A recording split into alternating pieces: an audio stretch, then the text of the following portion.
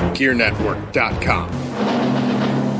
The following is a presentation of the Gear Radio Network. Hey, this is Kip Winger, and you're listening to the All Bets Are Off podcast with Robbie Vegas.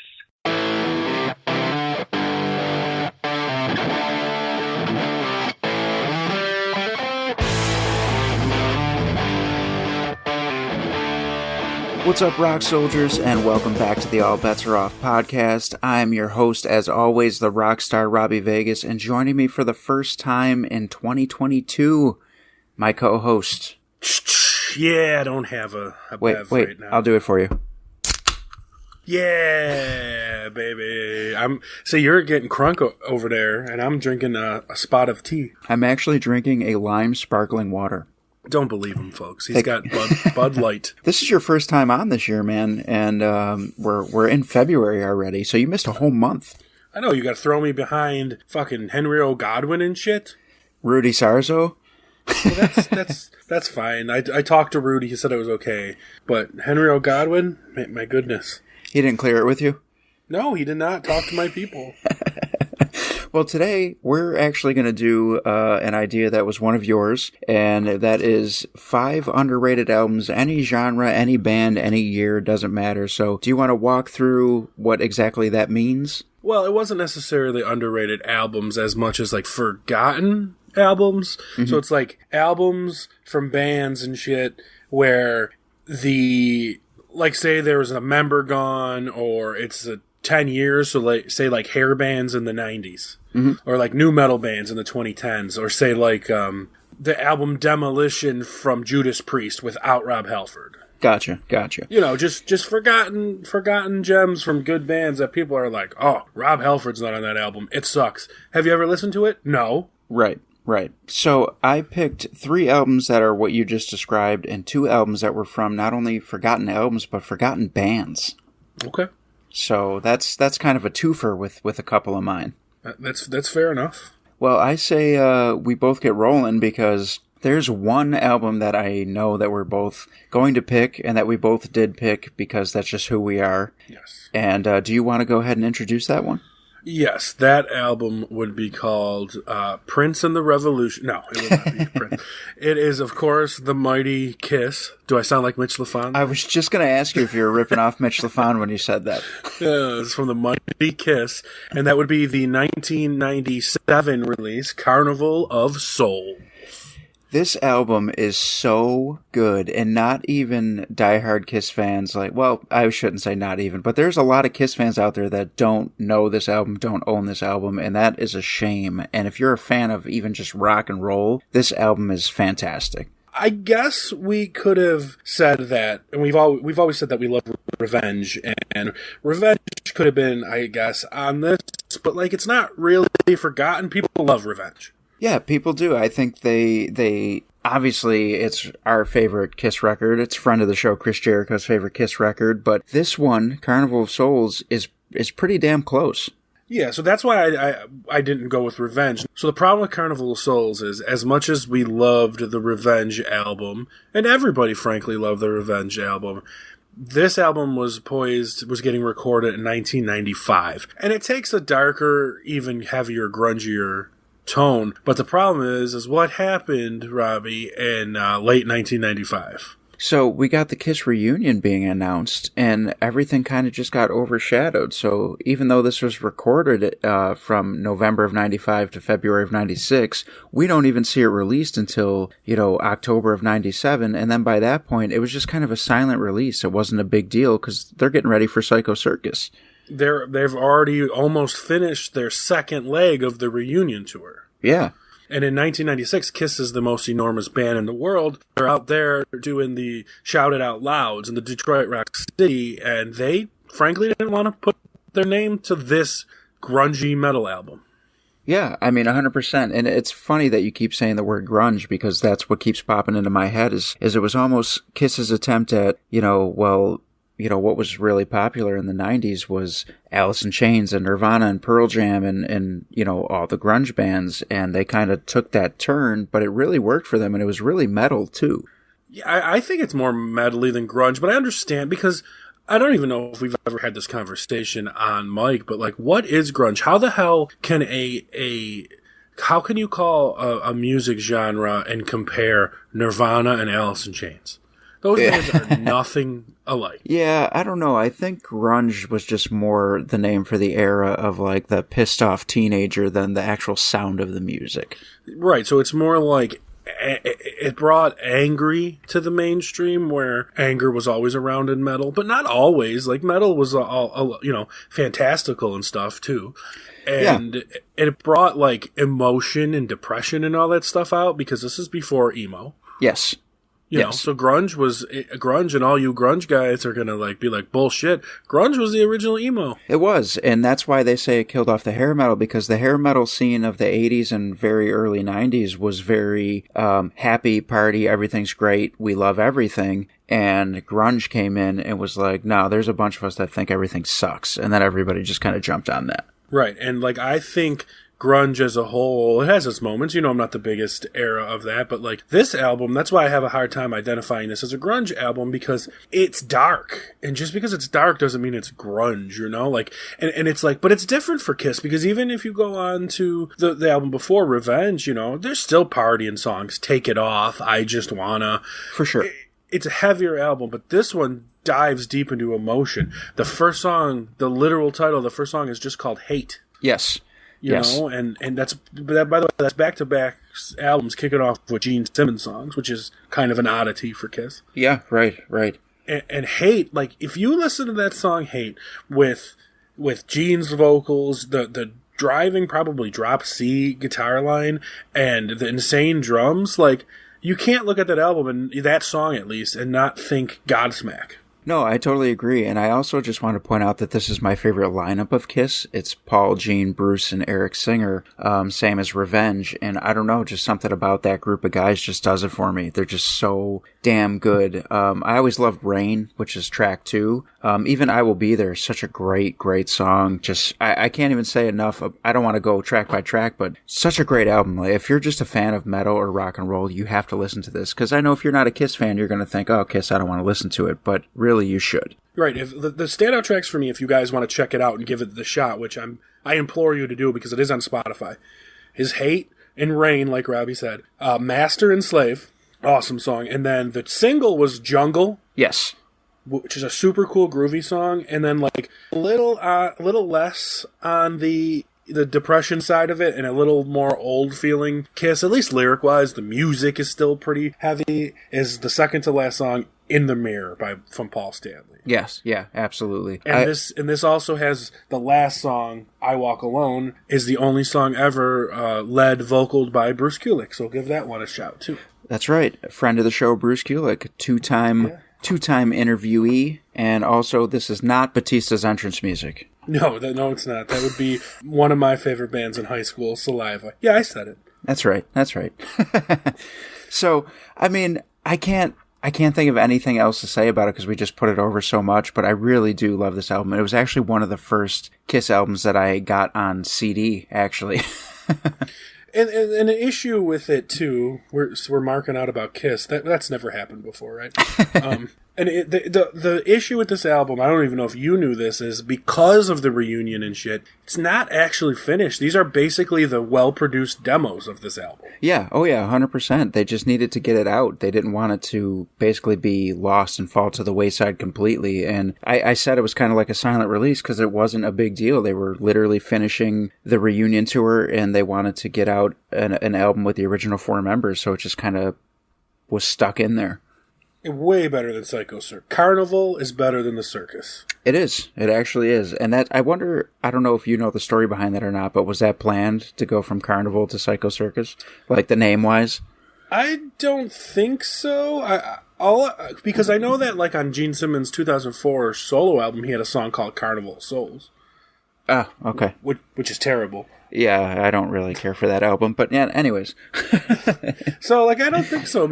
I just think, like, because Carnival of Souls, I think it was supposed to be called something else. And this was actually one of the original leaks. Like, this album got leaked out early.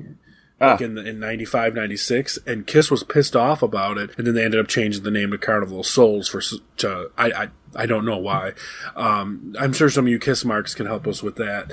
But then the Psycho Circus theme, because that went along with like merchandise and like the video game and stuff. So that was well thought out, where I think Carnival of Souls was just thrown out. And I think they're both pretty cool names. Carnival of Souls is actually a movie from like the 30s, which is like Gene's shit. Yeah, Carnival of Souls is actually one of my favorite horror movies. I've watched it just 3 times in the last probably like 4 or 5 months. So yeah, check that out too for my horror listeners. We should like re-edit the movie and put the music from the album in the background. It might make the movie scarier. It is good music. Well, we can't gush about Kiss forever. No, we can't. Why don't you give me another one? I was going to let you give the next one. Are you sure? Because I felt I gushed more. All right. Then I'm going to go with one that I know that you're going to know that I picked, but the people aren't going to know that I picked it. And that's going to be Native Tongue from Poison. What? Yeah, so it's no secret that I love Poison. And Native Tongue was actually the first Poison album that I owned, period. Not just, on CD, but I did get it the year that it was released for Christmas. Because that's about the time where you're in Conscience. What is that, like 93? That was in 93, and it was actually released in 93. I got it for Christmas that year, so it was released in February. I got it in December, so I was a little late. But I absolutely love this record, and I can't understand why people don't. I think it's just because CeCe's not on it, so they don't want to give it a chance. But if you really listen to this record, first of all, Richie Kotzen's on the record, also a friend of the show who's been on. And Richie's acoustic thang, great solo that they just threw on the record. But as far as songs go, 7 Days Over You, amazing song. Theater of Soul, amazing song. Until You Suffer Some, amazing song. Stand, amazing song. Like, I can go on, and I can really listen to this whole album from start to finish, and I absolutely love it. It's a more mature version of Poison. It's a very different take than the Nothing But a Good Time, We Just Want to Party and Bang Chicks and, whatever from the 80s. This is a very, well-written, passionate album, and I know it didn't come across that way to Poison fans because they just wanted CeCe, and I understand that because I love CeCe DeVille so much. But this album is seriously so good, and I really urge people to give it a shot. I really like the word you used to describe it of mature. That's just the way that it comes across to me. It's just, one of those, if you listen to this and you listen to Look What the Cat Dragged In, you can tell that these guys are getting older. They're not kids anymore. They're in their 30s or... Mind you, Richie Kotzen's like 19 probably. That's true. Richie Kotzen's still a kid. But Bret Michaels is releasing this in 1993 when Look What the Cat Dragged In broke in 86. Like, he's an older guy now, and he's had some experience, and he's road-worn, and these songs reflect that. Well, you mentioned that, I like that word mature, and you said that, like, you blame it on CeCe not being in the band, and as much as I love CeCe, you love CeCe, that's not why. It was just the time. If these exact songs were on that album with CeCe playing them, it would perform maybe slightly better. It would have never sold millions and millions and millions. It was Poison in 1993. I mean, I guess I see where you're going with it, and I can say yes for sure, but I think part of the reason why they wrote an album that sounded like this was because it wasn't CeCe's, sound. It would have sounded different had CeCe wrote these songs with them, you know what I mean? Oh, absolutely. It wouldn't have sold, I think, because we said it before, people were done with that hard party in music. 1993, like, we've already had Nevermind out. Right. So it's the change is coming. Like, the change is here at that moment. And it's just like, it was unfortunate. And I know, I keep bringing it up, that word mature was perfect for that album. I just never looked at it in that. It was like Poison growing up. Yeah. It really was. 100%.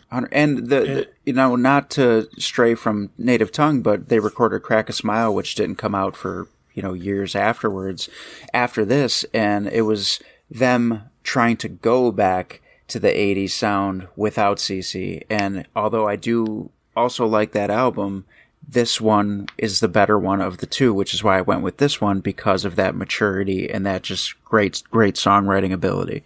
I agree that that's the better one of the two, and that's with a different guitar player, blues. And then, if it was me and I did not, spoiler alert, have a Poison album on my list, my forgotten Poison gem's probably Hollyweird. Yeah, I mean, that's another great album, and that involves CeCe. And, we saw that tour because that came out in 2001. And another great Poison record, great songs, and it's back to the fun. And, that was when that whole 80s scene was just getting started and just starting to come back. Had Hollyweird been released, 10 years ago instead of 20 years ago, I bet you it would have done a lot better. Yep. And then another thing about Richie Kotzen, so him being on this, another album that just missed my list was when Richie Kotzen took over for my other favorite guitar player, Paul Gilbert, and Mr. Big, and their album Get Over It. I love that album so much. It's so weird to say it's probably my favorite Mr. Big album, and it doesn't have Paul Gilbert. It has Richie Kotzen. Yeah, that's a great album, too. You said it didn't make your list? It didn't make my list. It was on the verge. I kicked it out for something else. So just... Richie was like the rebound chick. Yeah, jumping from band to band to band. No offense, Richie. I know you listen. Yes, he definitely does listen, and he's actually one of our highest rated episodes. So no, he's awesome. He was an awesome interview. Smart guy, great guy, and an amazing talent. And now I think since we talked about one that almost made your list, give us one that did. Okay, so this one's going to maybe surprise you, but it's a band that we like, and it's a band that has had certain run-ins. They're not guests, so they're not a former guest or friends of the show, but they performed with a friend of the show, and I'm talking about the band Lit. Oh, wow. Okay.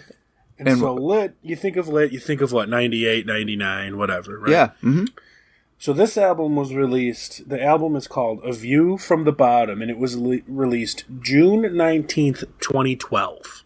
Really? So this is definitely not, this fits in A because it's so out of Lit's, bubble, but it's also the first album to be released after their drummer passed away. Ah, okay. So it was like... So it fits in with what we're going for in this. And, honestly, as much as and I know you're a fan of Lit, too. Yeah. We're a fan of the first 2 to 3 albums. Yeah, for sure. This is actually their 5th. So this is well beyond. This is nearly, 10 years from when we stopped liking them? Yeah, probably. We probably stopped liking them about 2004. This is, I discovered this album in 2013. So, and I bought the CD, actually. So, the music vibe on this is different. It's kind of all over, and it's a good album because 2012 was recorded, 2010, 2011. It was just before everybody tried to sound like Imagine Dragons. Yeah, and that's what everybody tried to sound like for the past 10 years almost now. For sure. Right, so it still has that I don't know how to describe Lit. They're just kind of pop rock, but punky at times. Yeah, I would consider them pop rock, punk, alternative maybe. Yeah, so, this has, the songs You Tonight, Same Shit, Different Drink, Miss You Gone. Miss You Gone is my favorite song on this album. It's just this one does have a little, Miss You Gone has a little bit of a dancey beat to it. Mm-hmm. So it's so different.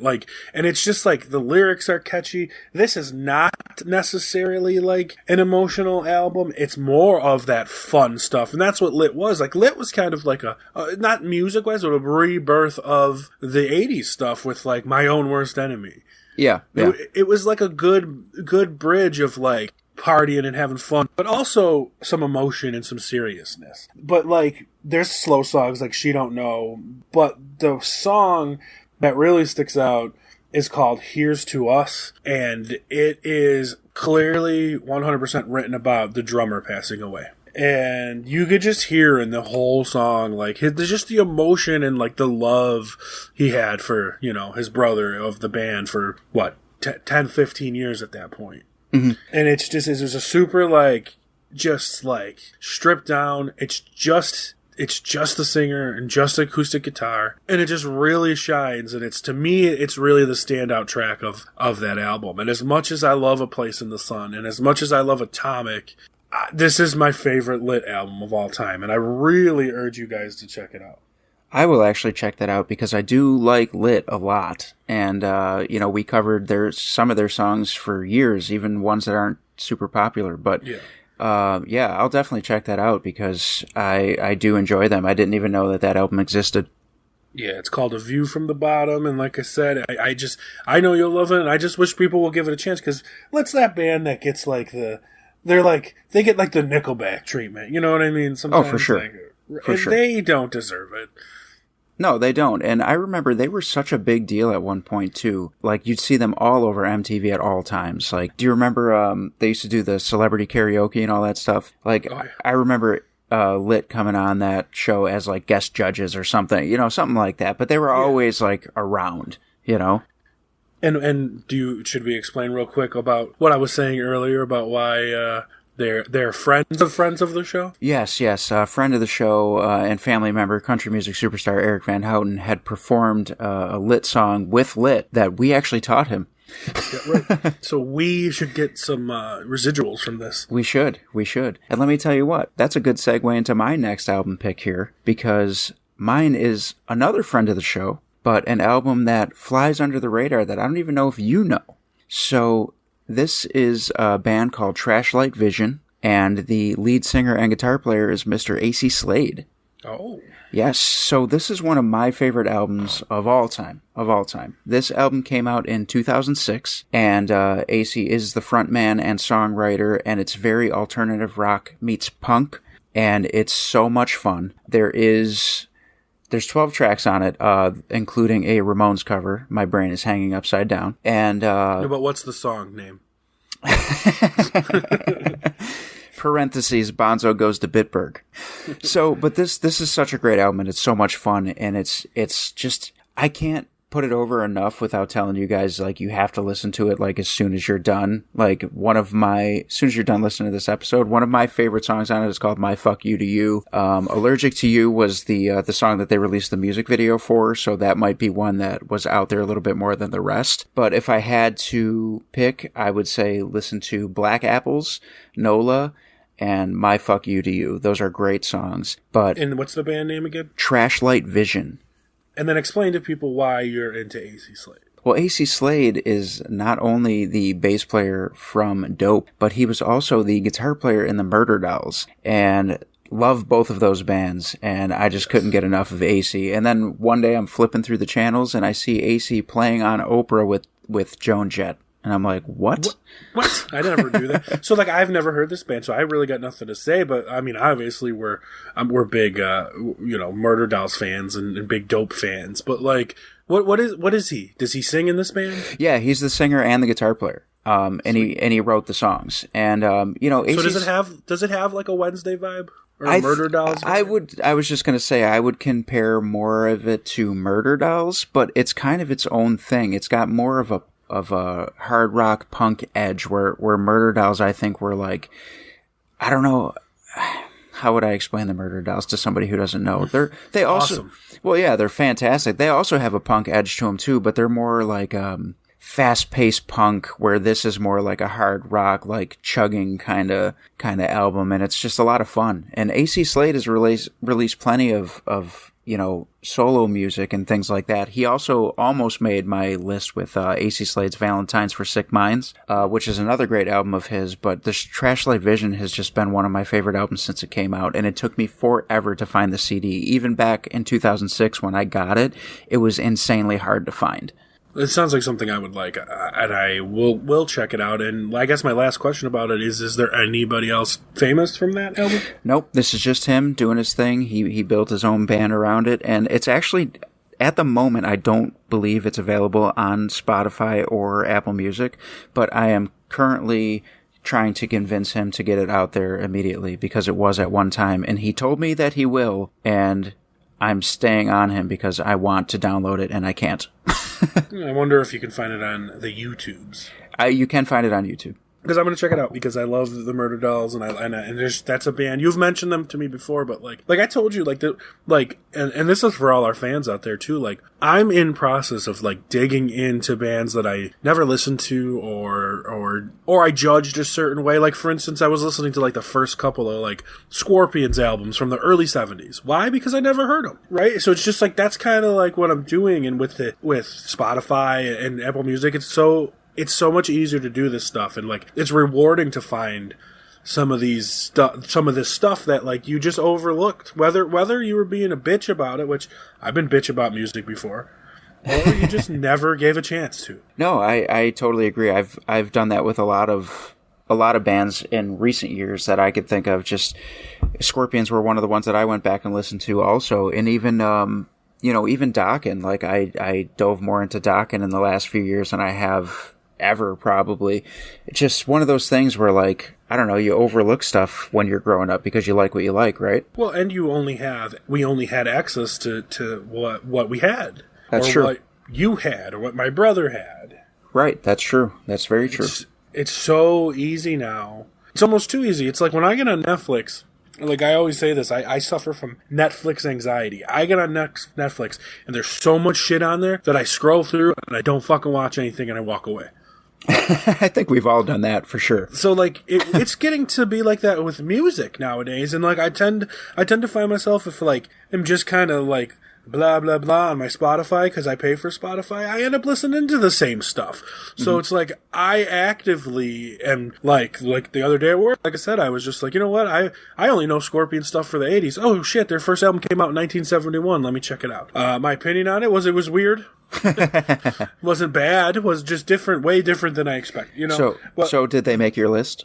Scorpions, no, they're not on my list. Oh, but they're okay. a band that could have, because they had a few different iterations and stuff too. Yeah, I agree.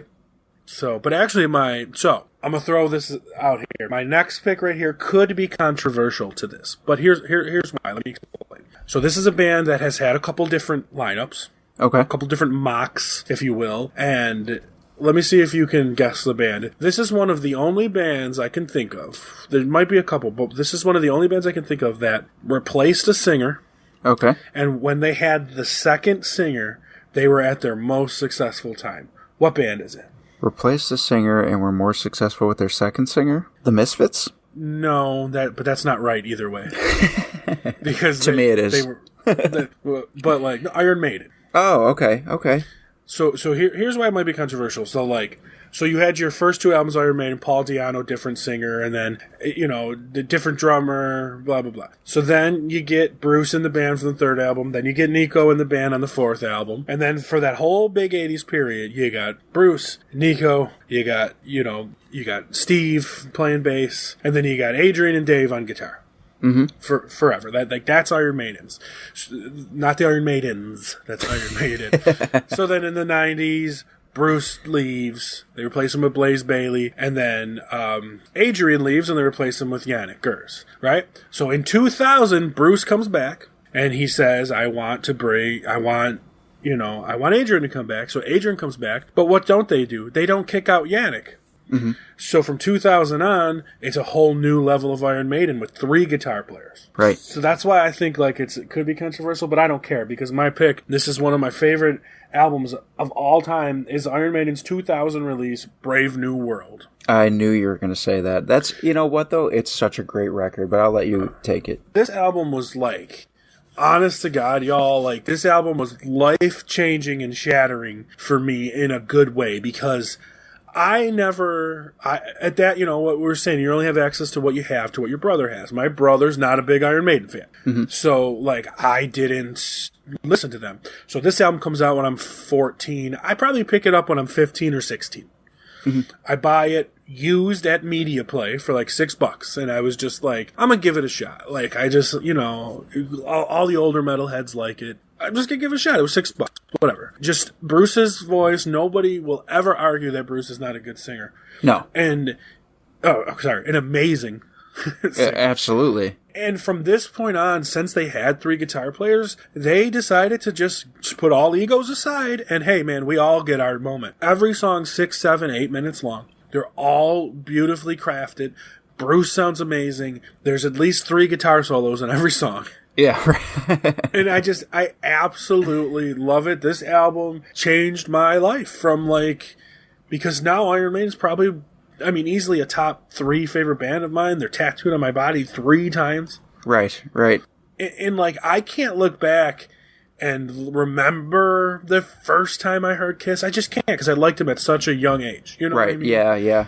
But this Iron Maiden, there's a moment in my life I just specifically remember sitting in my old house across from the computer with this little boombox and putting that album in, and the fucking Wicker Man comes on, and I'm just like, whoa, Iron Maiden's awesome, and I didn't know what Iron Maiden was. I was maybe expecting them to sound like Slayer, music wise, and they're nothing like it, and it just shaped me to who I am today, and it just. I cannot stop gushing about this album. Looking at my list, it probably should have been higher than 3, but that's fine because we'll talk about the other ones. I mean, I didn't even put my list in order, so you got me there. But I don't know as much about that album, but I have obviously listened to it multiple times, but I can't say anything bad about it. I've always liked the album, and I'm a Maiden fan, so that's a good pull. We have a lot of different album choices flying around right now, like style-wise, and I think that's awesome.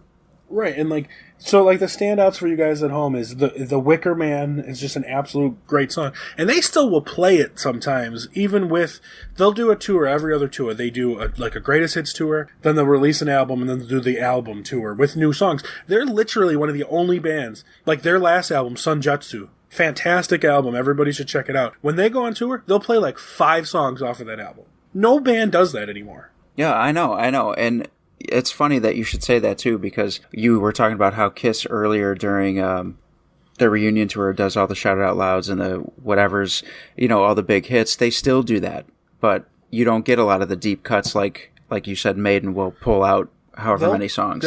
They'll tour the album, but the last time I seen Maiden a couple of years ago, it was just the greatest hits tour, right? Okay. But they try not to forget that. So even in that show, they'll always do a couple of songs from before with Paul Di'Anno. They'll always do that. But they even did a song called Sign of the Cross, which was a Blaze Bayley song, the guy that replaced Bruce. Mm-hmm. They did that, and they did Brave New World off of this album, and I was almost in tears, honest to God, because the song of the first song on the album that changed my life musically, I never expected to see them play. And they also played a song, I can't remember which one it was, but it was off of their 2006 album. Oh, really? And this was their greatest hits tour because they don't fucking care. They write the music, they love it, and if they're going to throw in a couple of deep cuts for the fans and you don't like it, go buy a beer. Yeah, that's true. Right. What year did you say this was released again? This was 2000. 2000. Okay. This is the first album with the triple guitar attack. They've had this lineup for 22 years now. Wow. And it's just, I love it. So Iron Maiden to me is you got the original 2 albums without Bruce, then the next few with Bruce, then a couple without Bruce, and then the Bruce is back, 3 guitarists on. And that era from Brave New World to Sunjutsu, which just came out last year, that you can't miss on any of them. You heard it here, listeners. You got a lot of albums to check out, and we're still not done because we both have, 2 more? 2 more. Hello, dear listener. We're interrupting your regular podcast with an invitation. Yep, you're invited to join us at the Tipsy Exchange, where your hosts get tipsy and exchange ideas on a specific topic. Pop culture, true crime, unexplained phenomena. Nothing's off limits on the Tipsy Exchange. So grab a drink and visit thetipsyexchange.com to find the show on Apple, Spotify, or whatever is your favorite podcast app. I'm Burley. I'm LA. Now back to the show.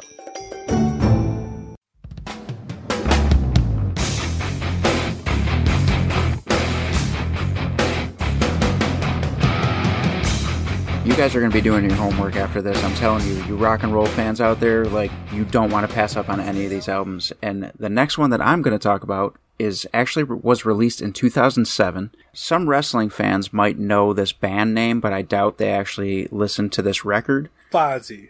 No. And Ever After. Oh. So is that, let me see. Is that, and I don't know that, is that Randy Orton's song? No, that was Jeff Hardy's new song, No More Words. Okay. Yes. So, which was a bonus track on the album that I'm picking here. So this album was released in 2007. It's called Kiss or Kill. And I still listen to it all the time. I was just listening to it a couple days ago. So funny that we should talk about underrated or forgotten albums. And I happen to be listening to this as we were having that conversation. So Right. Kiss or Kill is one of my favorite albums of all time. I believe I discovered them opening up for Poison or Kiss. I can't remember. It might have been both. It might have been the Kiss and Poison. I don't know. No, that was ZO2. That was Saliva. No. Definitely not. It was either... That was different, yeah. Yeah, it was either these guys or ZO2, which I'm pretty sure it was ZO2. It was ZO2. Friend of the show. Friend of the show, Joey Quesada. But, so standout tracks on this... Another one that people might know who were fans of Guitar Hero. Guitar Hero on Tour Modern Hits, I Want to Be Your Man was included on that. And it was also on Rock Band. And the music video that they released was for the song Baby, Baby, Baby. But if I had to tell you guys what to pick for, you know, a nice metal hard rock type song, From the Ashes of Sin, it's track 10. I would definitely recommend that one. And as far as like love songs go, Next Best Thing. And let's see, I would probably say one more would be Gotta Get Out, which is like a bluesy rock kind of glam rock song. Okay. So I think with this, something I've never heard of again. I heard you just throw out so many different genres here, so I'm confused. Get it back in a, you know, in a clean ball for me. Like, what does this band sound like? So throughout a million genres there. They're kind of like an 80s hair band, but more modernized for the 2007 era. So I would consider them like a hard rock borderline glam.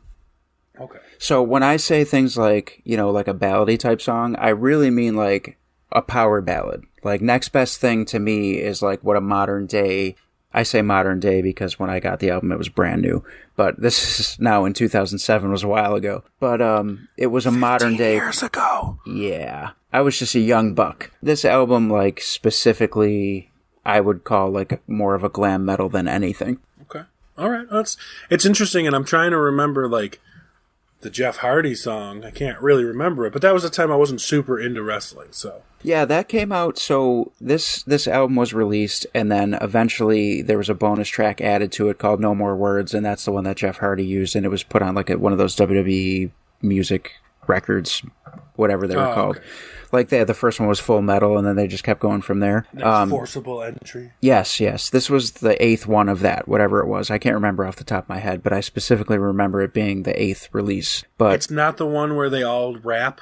No, it's not. It's not. But I will tell you, I do believe that Endeavor After did do an appearance on WWE. I can't remember when or what it was for. I think they were just kind of there, like, I don't think they performed. I think they were just shown, and it was like, oh, Jeff Hardy's theme music, and they were in the front row kind of thing. Oh, okay. Yeah. I'll just check it out. Like I said, new stuff for me, so. Well, why don't you go ahead and give me your second? All right, my number 2 here. So this one, a lot of people that have ever had this discussion of forgotten albums or blah, blah, blah. Well, people don't have this discussion, but this is a very underrated album that people talk about. So let me set the stage. There's this band, right? And this band is together, and they're doing good, they're super popular, and then they put out this certain album, and this certain album is huge. It goes to number 1 in America. It sells 8 million friggin' copies. That's a lot. They're going around and touring, and guess what happens? The singer quits. Who is this? Any idea who this is? Literally off of their biggest album ever, the singer, poof, goes and quits and goes on his own. I'm drawing a blank. Who do you got? And this band swoops in to get a new singer for the new generation, same time as the new generation. So after the singer leaves, they go and recruit a guy by the name of John Corabi to sing. John Corabi sang for a lot of people. Well, yeah, that is very true.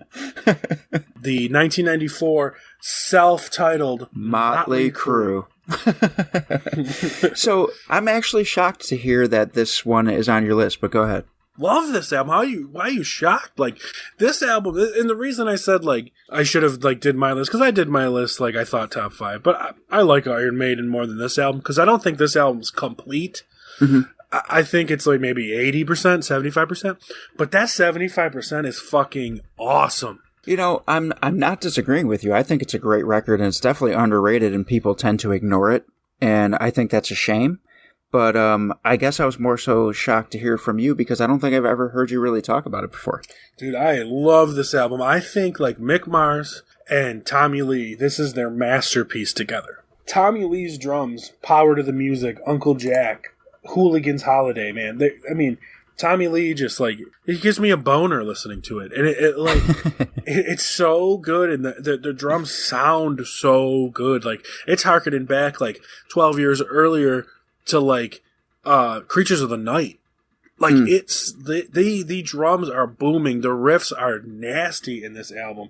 And, like, yeah, I know that Nikki Sixx usually writes the stuff, but, like, Mick Mars just sounds like, oh, I just can't, like, and I know that, like, probably Corabi had some stuff to do with it, but man, this album comes out, punches you in the face. It sounds so freaking good. The problem was is Vince Neil was gone. Yeah. And it did not sound anything like Dr. Feelgood.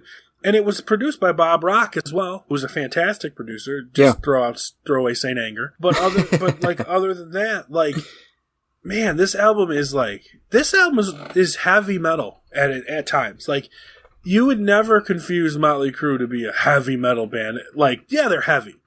Yeah. But like this album, man, I don't know. It had the groove. It's 1994. It had groovy bits like Pantera would. But I always thought Pantera's sound of Dimebag's guitar, not his playing, but the sound of his guitar was a little weak at times, where this album does not sound weak. The drums do not sound weak. This album is so underrated, and it just needs more love. And this, when I thought of this scenario to do this was the album I thought of. You know, I actually debated putting it on my list, and I didn't, but it's cool that we get to talk about it anyways. But yeah, that's a good pull, and it's definitely, for all the 80s rockers and metalheads out there, if this is one that you ignore because Vince Neil's not singing, definitely go check it out. And John Corabi's got a great voice. He's a great singer. So good. And like I said, it just doesn't sound Motley Crue. It sounds more like Pantera. Yeah, well, I mean, again, sign of the times, 1994. Motley Crue's been around since 82. You know, there had to be some kind of change and growing up there. Just a great album. You guys got to give it a chance. At least listen to the first 3 songs. And if you're not sitting there listening to Tommy Lee's drum fills on Hooligan's Holiday and like, oh. So, people, I'm going to apologize for you, to you, not for you, in advance right now, because it's just been brought to my attention that there's now some heavy-duty construction going on outside here, and we're recording, and I had my headphones on and didn't even realize how loud or how bad it was, but Chaz just let me know that he is hearing it loud and clear, so we're going to do our best to edit it out, but if you do hear any of it, I am so sorry. Loud, clear. So I'm going to talk about my last album right now, and this came out in 2011. Is this the most recent album that we're talking about right now? I believe so, yeah. So here's a band that is going to shock you. I feel like my picks have shocked you so far. Are they shocking you so far? Made me feel better. Did you see what I did there? I did. Most of them, yeah. Well, a couple of them, for sure. So let's see what this one is. Nickelback. No. This album is called Postmortem and is by a band called Black Tide. Wow. Yes. So Jesus. Everybody knows the Black Tide that came out when they were 16 years old and doing their thing. Shockwave, baby, take your fucking life. Exactly. But this album is way heavier. Yes, puberty hit, and the voices changed. This album is way heavier. It's way more intense. It's darker, and the lyrics are so much better. And I cannot tell you guys enough to go check this out right now. I can't remember off the top of my... I think the one after this album is called Chasing Shadows, maybe? I can't remember, but that one's equally good. But this one, I think, takes the edge for me just a little bit because the first, 5 tracks on this album are just so intense and so good. Ashes is the first one, and Bury Me and Let It Out. That's 1, 2, and 3, and I would probably literally recommend 1, 2, and 3 to be the songs that introduce you to this album. Wow, I have not heard of that name in so long. This is an album I literally will also still listen to. I got it when it was brand new because I was a Black Tide fan, and it blew the first album out of the water. It really does. This album is just heavy and dark, and it's just so good. And lyrically, it's the songwriting has taken such a step up, and the lyrics mean so much more. Jesus. So here's a scary thought. Are those guys in their 30s now? I actually don't know. I wonder. Yeah, I think so because if they were 16 around 2008, right? Yeah, right. Yeah, like 30. Oh my goodness. Yeah. Wow. We are getting old, bro. Yeah, I know. And I saw Black Tide live, and they put on such a great show. And it was one of those festivals where there was 3 stages, and they were playing on the Hot Topic stage. Yeah, I was there. Were you there? Yeah, they're good, and I like their. I've only listened to that first album, but the thing with Black Tide is they got roped in like Kitty. They were the kids. Yes, exactly. So once they got older, nobody cared because it was like, oh yeah, well the kids who could do all kinds of stuff are adults now, and now adults can do that stuff. So who cares? Yeah, you know. And they're definitely a band that I've never stuck with, and it's just crazy to think. And I did like that first album a lot, but that was a stutter. It would be really interesting for me to hear what they sound like, because like you got that like kind of joke in your head that he's singing like this, but now he's singing like this, and it's just like kind of. I'm interested. Yeah, I'm interested because like I guess that's the thing when you're a 16-year-old guy and you are singing that high in a metal band. Mm-hmm. What are you going to do in 15 years? Right, exactly. And he does a really good job of transitioning, and there's like real deep screams in this instead of the high pitched, and I really enjoy it. And like I said, they had another album come out in 2015 called Chasing Shadows, and that one's really good also. It's very heavy, but this one I think is their best record, Postmortem. So it's been 7 years, so are they pretty much done then? I think so. I don't think they've come out with anything recently, at least not as far as I've ever heard. But yeah, I mean, this would be the go-to one I would tell people to check out anyways, even out of the three. And I really do like the first one. I believe it was called Light From Above in 2008. I mean, great album, great musicians all the way through, but just this one just really sticks out in my head. I remember getting it around the same time that Alter Bridge came out with Blackbird. Yep.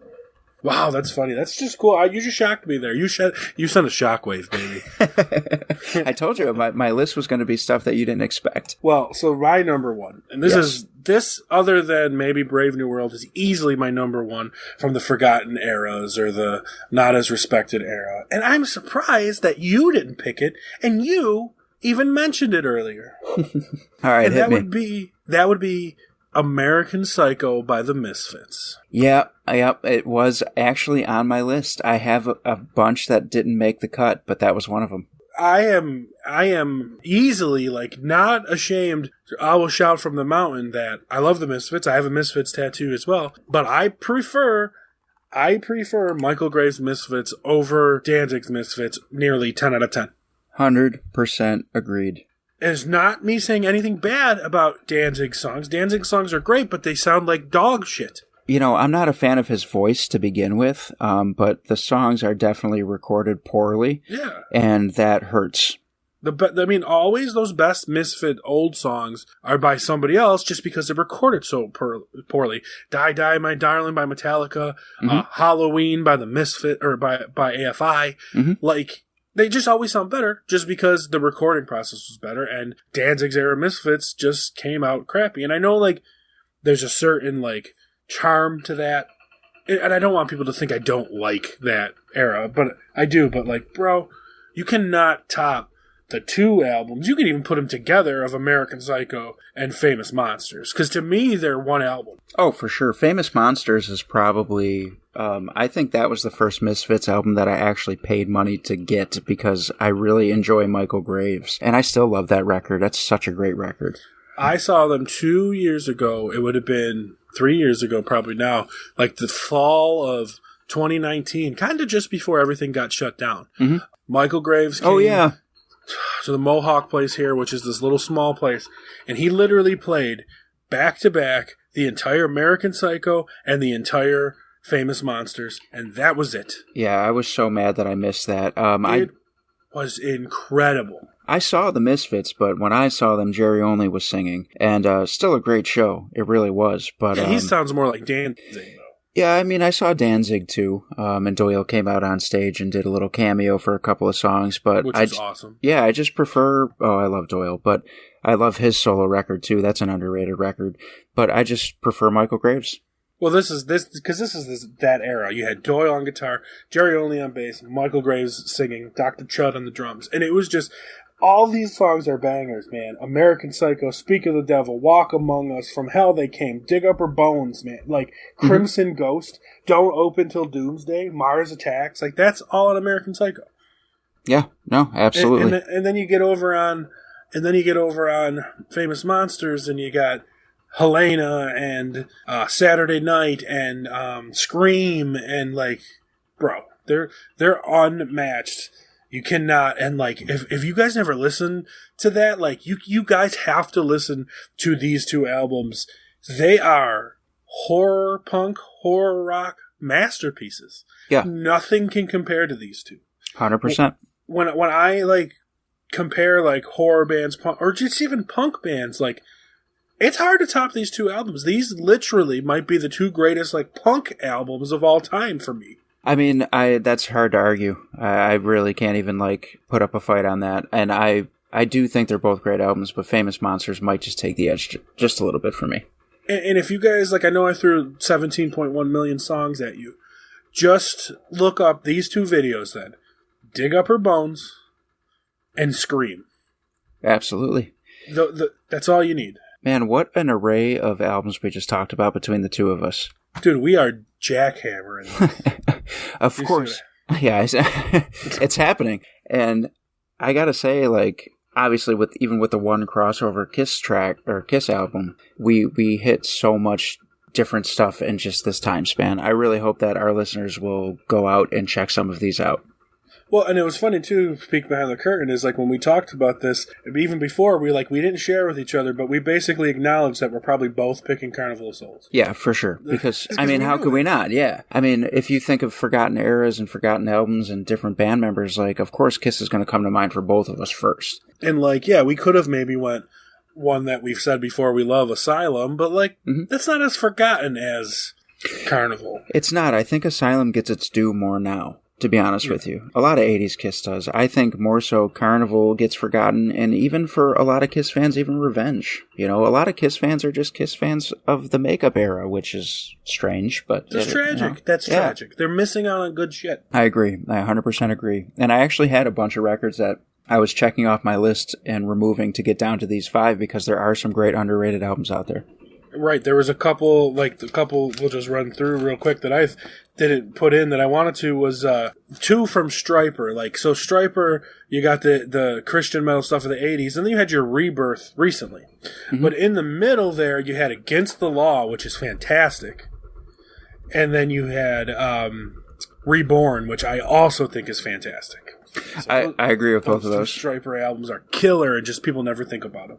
Well, I'll just give you 2 quick ones off mine were Sebastian Bach's Angel Down album. I think it flies under the radar because he's not in Skid Row anymore. But he does have 3-4 great albums out just as Sebastian Bach that people just don't give enough credit to. And even better, Angel Down's album, Sebastian Bach. That's right. And I will also say that Dope was very close to making my list with... Me too. Really? Which album? I'm drawing a blank right now. The one that I like a lot, like the 3rd or 4th one with... Oh, what were you going to say? Maybe that's the same one.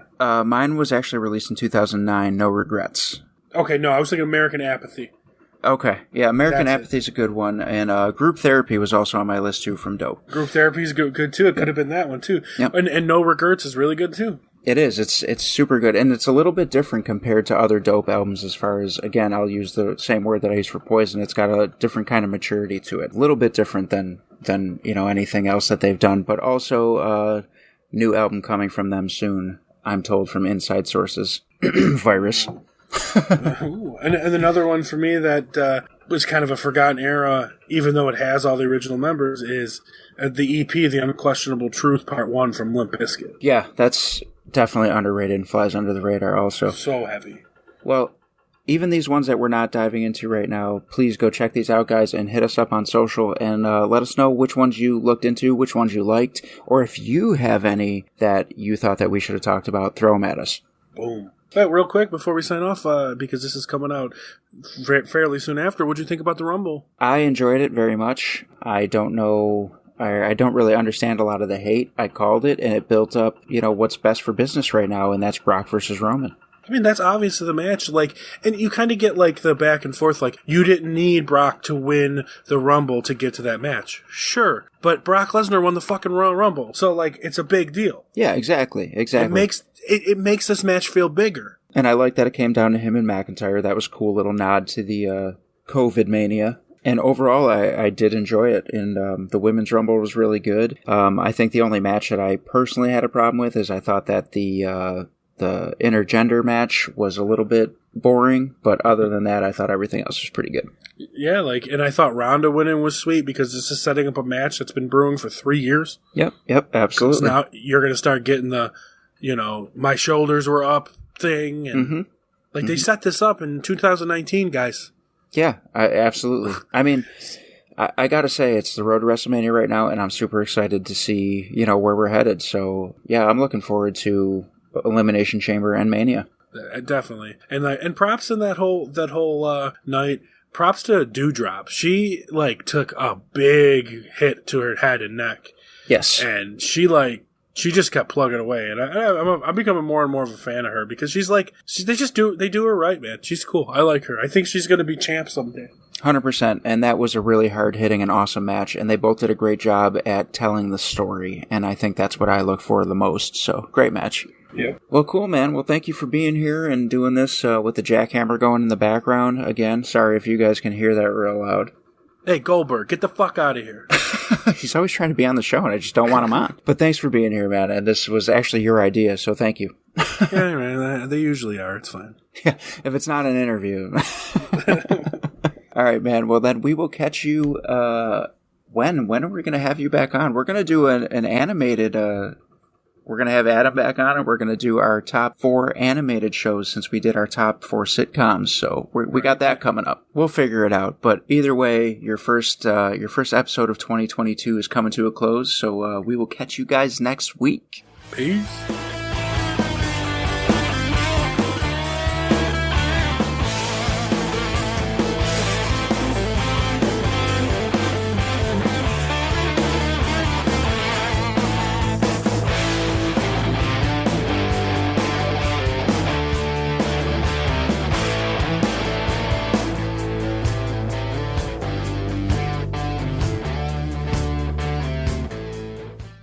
The preceding presentation has been brought to you by the Gear Network.